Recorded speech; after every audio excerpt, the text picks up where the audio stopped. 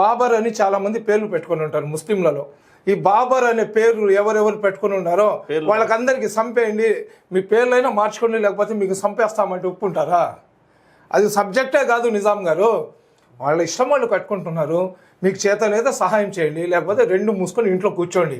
దీన్ని రాజకీయం చేసి దీన్ని ఏదో మసిపూసి మారేడుకాయ చేసి లబ్ధి పొందాలంటే ఇక్కడ హిందువులు కానీ ముస్లింలు కానీ ఈ దేశం బాగుపడాలనే ఆలోచనలో ఉన్నారు.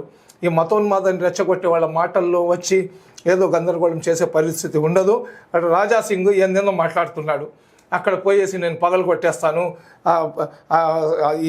ఏదైతే ఆ గుంటలు తవ్వి ఉండారో దాంట్లో ముస్లింలను వేసి పూర్తి చేస్తానని చెప్పి ఆడ పోయేసి నువ్వు ఏం చేయలేవు. బీజేపీ పార్టీనే నీకు చెప్పుతో కొట్టి బయటికి తీసేసింది.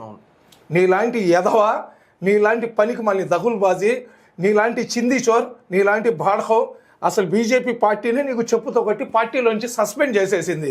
నువ్వు ఆడపోయి ఏం పీకలేవు. నువ్వు ఇలాగే చేస్తున్నావు అనుకో, నీ కాన్స్టిట్యున్సీలో ఉన్న జనాలే నిన్ను ఏడో ఒక దగ్గర గుంట కోసి నీకు దోసేస్తారు.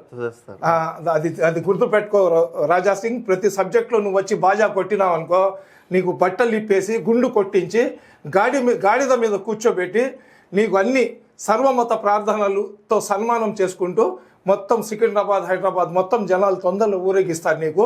నువ్వు ప్రతి విషయంలో ముస్లింల మీద విషం కక్కి ముస్లింలకు, మా ఖురాన్లకు, మా ప్రవక్తలకు, మా మసీద్ల విషయాలు ప్రతి దాంట్లో కూడా నువ్వు ఏంటంటే గజ్జి కుక్కలాగా వచ్చి గిక్కోవడానికి ప్రయత్నం చేస్తే మడుకు గజ్జి కుక్కకు ఏ గతి పడిందో నీకు కూడా అదే గతి పడుతుంది రాజా సింగ్. ఒళ్ళు నోరు జాగ్రత్తగా పెట్టుకొని బ్రతుకు.